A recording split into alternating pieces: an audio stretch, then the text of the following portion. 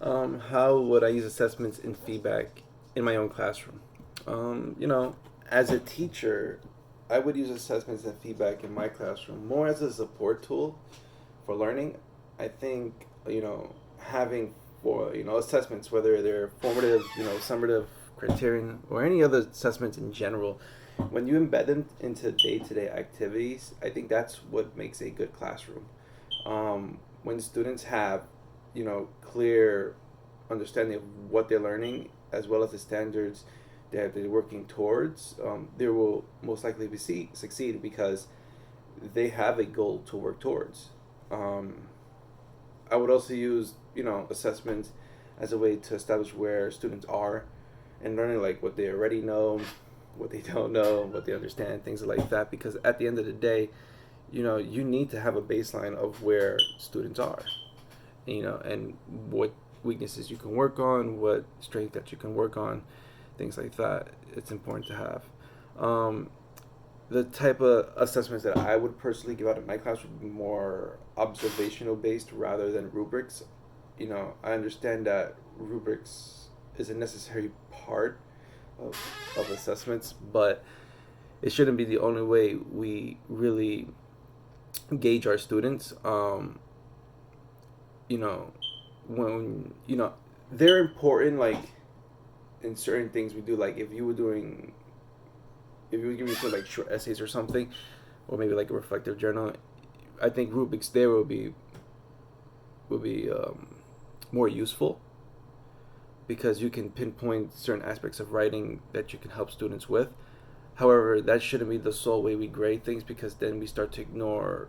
I shouldn't say more so ignore, but we forget to see the other progression that they can make because we're so focused on the ordinal numbers that rubrics give, which can be misinterpreted at times. So that's what I would do for assessments, at least in my own classrooms.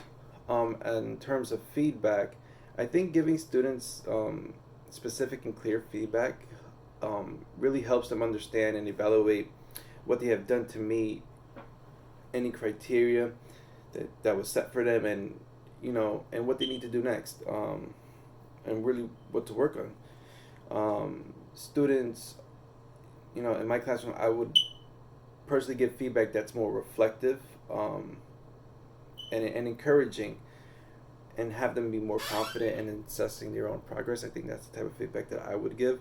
Um, it'll be something more along the lines as like focused in terms of area of improvement. Maybe like the feedback would be more accessible in terms of language for the age, which I think is overlooked at times. You don't want to write something on an essay that they wrote in terms of feedback that's way beyond their own comprehension. I think sometimes as teachers we tend to do that. It's something to really think about.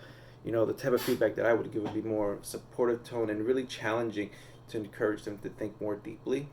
I think that's really important during given like you know the way the current world is.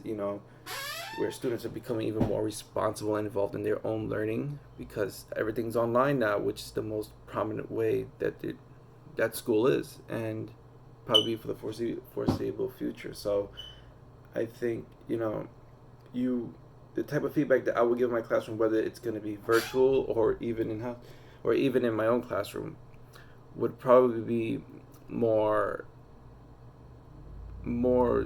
self driven for them, for lack of better words.